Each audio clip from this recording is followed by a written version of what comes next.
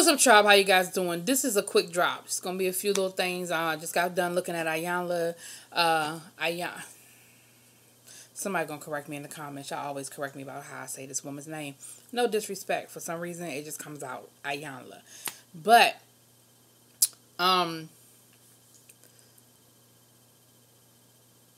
just finished watching the episode with her and Leandria Johnson, gospel singing star. Now, this episode was obviously taped before she went into rehab, so some of the power behind it is sort of gone because we know she's gone to rehab, and I'm not really sure what the status of it is. Like, I'm not sure if she's finished rehab, if she completed the program, or what have you. But long story short, she is an alcoholic, but she's a classic alcoholic in denial. You know, she doesn't see a problem with her drinking because she can still function. And that is a big problem with people who are functioning addicts. Whether it be drugs, whether it be alcohol. When you can get up and go to work, or you can get up and function.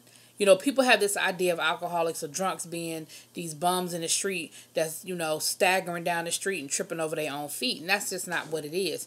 You can get up every day, go to work, and function a quote-unquote normal life and still be an alcoholic. And what has happened is her alcoholism has cost her money. It's costing her her career. And it could really cost her her kids. And she said, but I'm not going to stop drinking. I'm just not going to drink as much. You can fix your lips to saying, my drinking has cost me money, but I ain't going to stop drinking. I'm just going to not drink as much. That's an addict. That's an addict. You know? We saw where Iyanla poured out, had bowls representing the amount of alcohol she drinks in a day. Honey,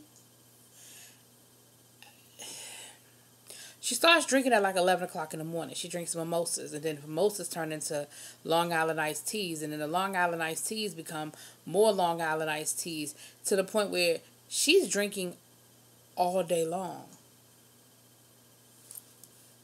She doesn't seem to think that's a problem. Now, Phil is the guy who wrote Iyanla, and he is the head of her record label. And he said, you know, we were friends before I got this job, but now I have this dual role where I'm her friend and I'm also her boss. And Iyanla said, you know, here's the problem.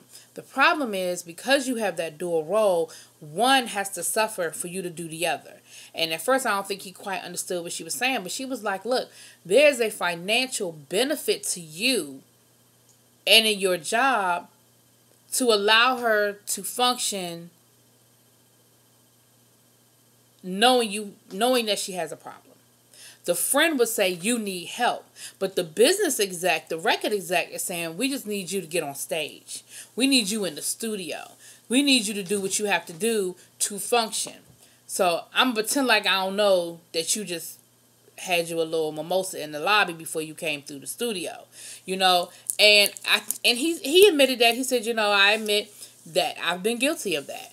And that's part of the problem because the only other person we talked to was her so-called road manager. And again, you get the impression that he has done things to cover up how bad her problem really is. He said, well, when she goes on social media live, I just delete the videos. Honey, everybody and their cousin can screenshot and we can record the screen and everything else now. You taking that video down ain't stopping nothing, as we've seen. Because a lot of her videos have gone viral with her cussing out the church and a whole lot of other things. And she's intoxicated when she does it. So there was a point where she sort of wanted to leave and had a breakdown. Because she said, you know, I can't minister to anybody in this state. I can't minister to myself. I can't minister to other people. And I just can't do this. And Iyanla sort of preached to her a little bit, you know, gave her a little bit of a little Bible and basically was like, look, lean not into your own understanding, but trust in God and then trust in this process. She's on an ankle bracelet for the alcoholism. And so her role manager was like, well, If you had asked me 30 days ago, I would have said, yeah, she's an alcoholic. But today, I don't feel that. I feel like she's conquered it because she hasn't had alcohol in 31 days. Okay, she ain't had alcohol in 31 days because her ass don't want to go back to jail. And like Iyanla said, there are people who could stop drinking for a year. They still alcoholics because the alcoholism is the disease. And you're fighting it every day. Because, see, people who have an addiction can't eat just one.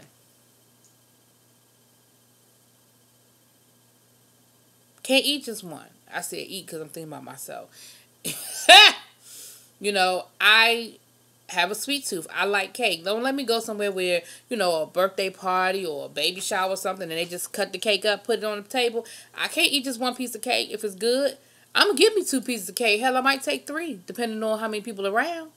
You know what I mean? And that's something that I have to work on for myself. So when you're an alcoholic, you can't just have a mimosa and then go about your day. That mimosa turns into Long Island iced teas that turn into whatever, all through your day.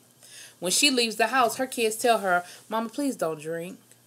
That lets you know that her children are affected by this. She's had DUIs. And at the end of the day, you're not singing pop music. You're not singing R&B. You are singing gospel. And the black gospel industry is not very forgiving.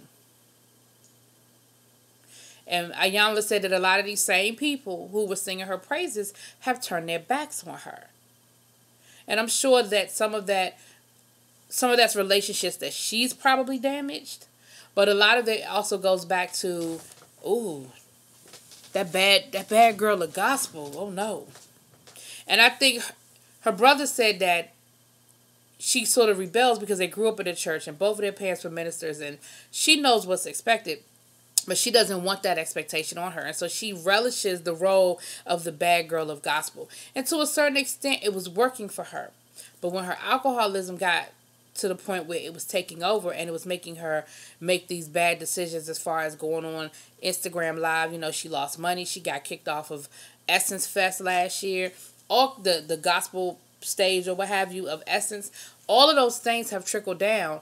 And at the end of the day, that very last part of the episode, Iyanla brought Phil out and had Phil talk to her and said, look, you need to give her the real. And she had him do it in both roles. As a friend, what is it you need? But what do you need as her boss? And he said, you know, in 60 days, I need to see a change. Or basically, we're terminating your contract. You know, and Iyanla said, well, give her 90.